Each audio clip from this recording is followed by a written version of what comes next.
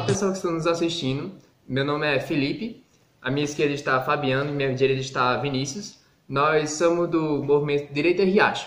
Então, antes de começar o assunto, deixe seu like, se inscreva no canal e compartilhe o máximo possível para que o nosso movimento siga forte e firme daqui para frente. Deixe os comentários também no final do vídeo. Deixe seus comentários, dicas de vídeo, essas coisas, sugestões, qualquer coisa. Façam perguntas, se sentir a necessidade de algum assunto que não foi abordado, e a gente vai responder todo mundo. Então, o movimento Direita Riacho é um movimento político e intelectual que visa uma maior representação dos valores da direita aqui na cidade de Riacho das Almas, no agreste de Pernambuco. O movimento ele foi criado por nós e tem como objetivo trazer informações, seja no âmbito municipal, estadual, nacional e também internacional. E falar um pouco também sobre esse movimento crescente no Brasil, que é esse movimento de direita, que era um movimento que estava adormecido, e a partir dessa campanha das eleições de 2018, foi um movimento que cresceu e a gente sentiu essa necessidade, como a gente teve essa mentalidade de aderir a esse movimento, desse pensamento mais direito, a gente teve a necessidade de criar o grupo Direita Riacho para que a gente pudesse adquirir conhecimento e também dar conhecimento, levar conhecimento para as pessoas que querem saber um pouco mais sobre esse movimento de direita que está surgindo, que está ressurgindo no Brasil.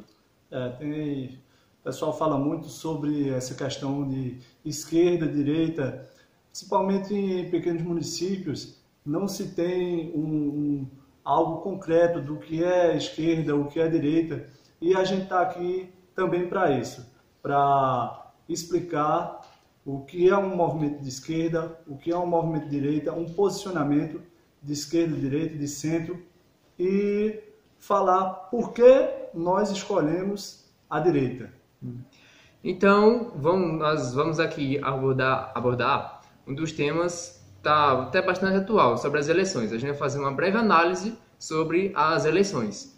Então, é o seguinte, o Brasil, a população brasileira, ela é uma das mais conservadoras que existe em todo o mundo.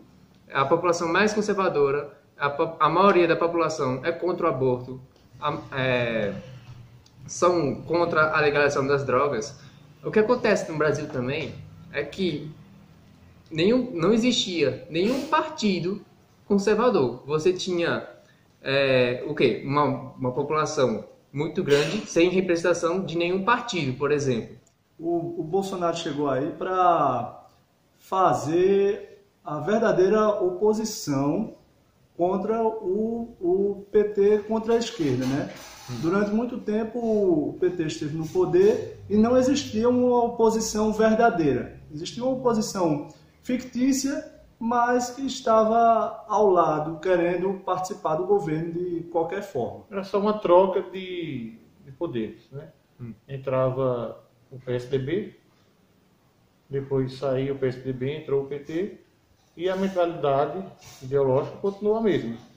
A gente não teve nenhuma mudança radical em termos sociais e ideológicos na mudança desses dois governos. E essa eleição de Bolsonaro foi uma eleição que foi totalmente contra todo esse sistema. Foi um movimento inédito desde o período do final da redemocratização.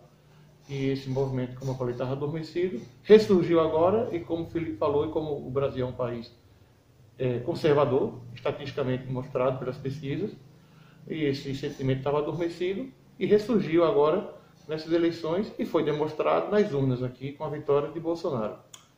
Foram mais de 10 milhões de votos, uma diferença importantíssima, uma diferença alta. Não, pelo que se queriam colocar, que havia um empate técnico, 10 milhões de votos é muita coisa, muita coisa.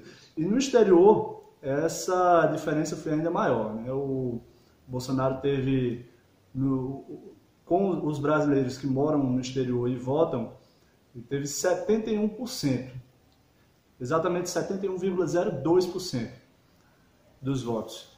Ou seja, lá existe uma blindagem maior contra mentiras que vinham sendo vinculadas ao candidato Bolsonaro, agora então presidente. Aqui no Brasil, como existia essa questão mais forte de se criar, de se inventar mentiras, essa diferença ficou um pouco menor, mas ainda muito forte, né? O Bolsonaro teve 55,3% dos votos. E nas regionais, e vamos falar sobre as regionais... É uma votação expressiva, viu? Eu acho que não teve uma diferença tão grande de votos de um candidato em eleições de segundo turno de 3, 4 eleições para trás, né? Se eu não me engano, estatisticamente, eu acho que não teve não, a diferença dessa. A última eleição mesmo, entre a Dilma e o Aécio Neves, isso sim pode se chamar de empate. Foi uma diferença mínima que decidiu que a Dilma seria a nova presidente, né? Seria reeleita presidente, né? E agora foram mais de 10 milhões de votos. E o Nordeste, que sempre foi reduto do PT, né, do petismo, o PT sempre teve uma grande força no Nordeste por causa dos programas de assistencialismo, Bolsa Família e outros programas. Mesmo no reduto do PT, Bolsonaro, o movimento de direita que acompanhou Bolsonaro, o antipetismo, cresceu muito. Aqui, o exemplo da nossa cidade mesmo. Bolsonaro teve 2.939 votos no primeiro turno, e no segundo turno ele teve 3.806 votos. Foram 867 votos a mais, sem apoio dos grupos políticos locais. São nós, a partir de um grupo independente, também pelo movimento Direita Riacho, que apoiamos o candidato Bolsonaro aqui na cidade. E também, veja, o resultado de Bolsonaro na nossa cidade, apesar de parecer inexpressivo, mas foi muito importante, porque se você pegar estatisticamente a comparação da votação de Bolsonaro em Riacho para outras cidades, mais ou menos um porte parecido ali do número de eleitores de Riacho das Almas, a gente teve a maior porcentagem de votos em relação a essas outras cidades. Eu tenho aqui algum exemplo, por exemplo, cidades aqui do Agreste, Xangrande mesmo, ele teve 3.750 votos, ele teve em Parceira 3.916, mas foi 22%, Riacho foi 27%. Em Agrestina ele teve 2.932 votos, 20% dos votos, como eu falei, Riacho 27%. Cumaru, 2.060 votos, 21% dos votos. E tem outros exemplos, Altinho mesmo teve 2.622 votos, 21% dos votos, enquanto o Riacho, 27% dos votos. Teve realmente a maior porcentagem de votos das cidades com essa média de eleitores. A de Xangrande mesmo, quando eu falei aqui, teve 3.750 votos, ele teve 29% dos votos. Teve 2% a mais do que Riacho, mas teve menos votos. Riacho teve 3.806 votos. Quer dizer, até nisso, Riacho foi superior. Se perdeu na porcentagem para Xangrande, ganhou na quantidade de votos. E outra característica também, Bolsonaro teve mais votos nas cidades que se aproximavam dos centros mais urbanizados, o Recife, da capital, como por exemplo em Fernando de Noronha, um exemplo, teve 51%, ganhou em Fernando de Noronha. Em Recife ele teve 47%, quase a metade dos votos, Jaboatão 46%, Olinda 43%, e quando se afastava dos centros mais urbanizados, ia mais para o sertão, onde o programa de Bolsa Família é mais forte, de assistencialismo mais forte, ele começava a perder espaço. Aí você vê que realmente não era um voto. O voto do PT não era um voto consciente, né? O eleitor do PT não entendia como Haddad como uma melhor opção para o Brasil, mas que ele queria manter, medo, né, exatamente, queria manter aquele benefício que ele tinha, que é o benefício do Bolsa Família e outros assistencialismos que o PT estava dando de esmola para o povo se beneficiar, e ele tem em contrapartida os votos daquelas pessoas ali.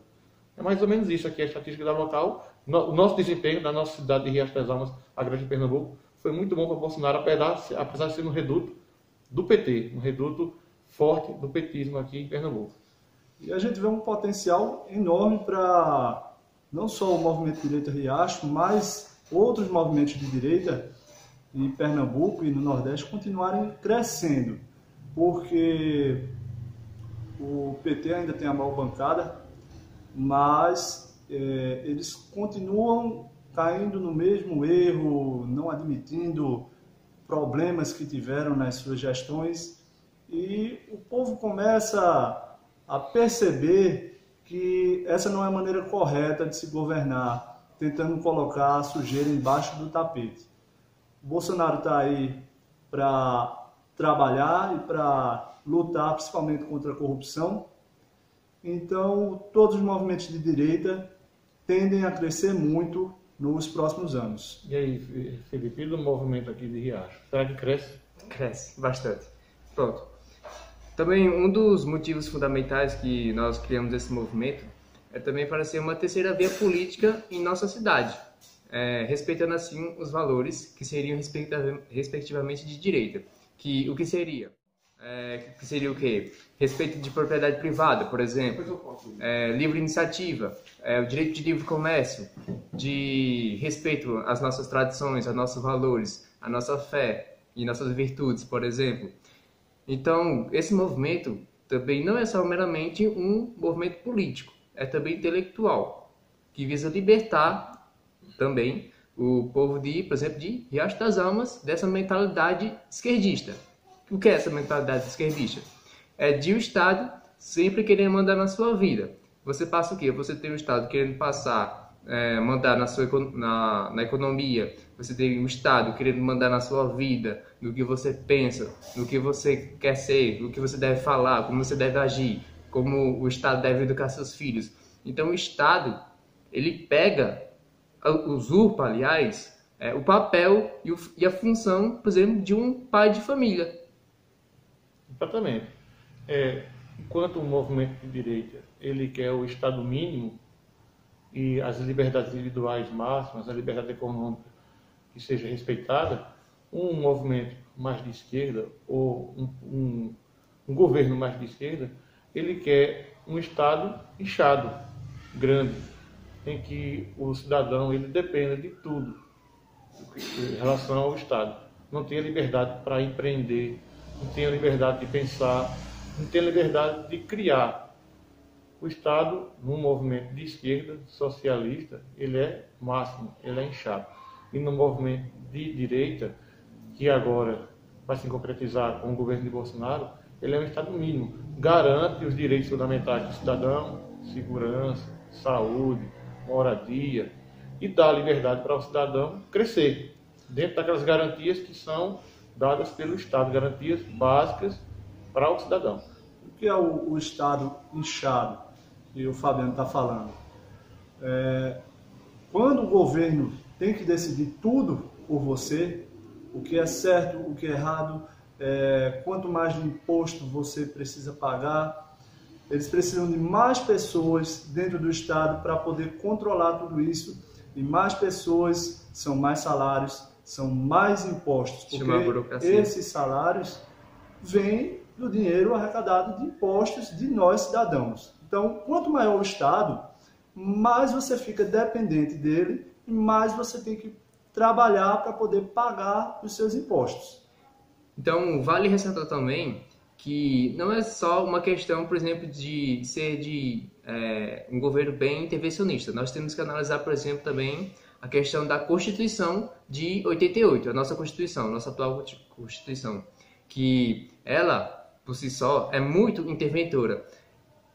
Há vários artigos que ressaltam os princípios, por exemplo, socialistas. Então, a nossa Constituição, ela é por si só uma Constituição socialista. Ela só está esperando um próximo presidente esquerdista assumir a presidência para poder aplicar. E a gente pode abordar mais profundamente esse tema em outros vídeos. Só você colocar lá a sua dúvida nos comentários do vídeo e a gente aprofunda mais sobre esse tema. A gente está finalizando o vídeo agora. Aí, pessoal, nós temos um quadro que a gente vai fazer em quase todos os nossos vídeos, que se chama Dica de Leitura. A dica de leitura de hoje é esse livro aqui, ó. Vou mostrar aqui para vocês. Se chama A Utopia do Brasil. Ele é da editora Soler, Quem tiver interesse, leia. É um livro muito bom. Ele é um livro que lança um panorama de um futuro Brasil. E esse livro foi escrito em 2004 e ele é bem atual, porque grande parte do que ele achava que era ideal para o Brasil está acontecendo agora, nesse período eleitoral e com a eleição de Bolsonaro. Veja, em 2004. Então é uma boa dica de leitura. Se vocês puderem ler aí, é uma boa leitura para vocês. Aí, Vinícius. É importante, é muito bom a gente adquirir conteúdo pelo YouTube, a facilidade, mais explicativo, mas para você que gosta de ler e quer entender mais sobre política, é muito importante. Procure livros, a gente tem que deixar de deixar que os outros nos digam o que é bom. Procure, leia e saiba você o que é melhor para você. Então, é isso. Esse é o vídeo explicando nossa breve análise sobre o movimento e, no caso, as eleições, né? Então, deixe seu like aqui no canal, se inscreva, compartilhe, também ative o sininho e compartilhe também nas redes sociais. Comente alguma sugestão também, alguma pergunta, alguma indicação de livro também nós aceitamos, é muito bem-vinda. Então, é isso. Obrigado. Forte abraço, tchau, tchau. Tchau, tchau.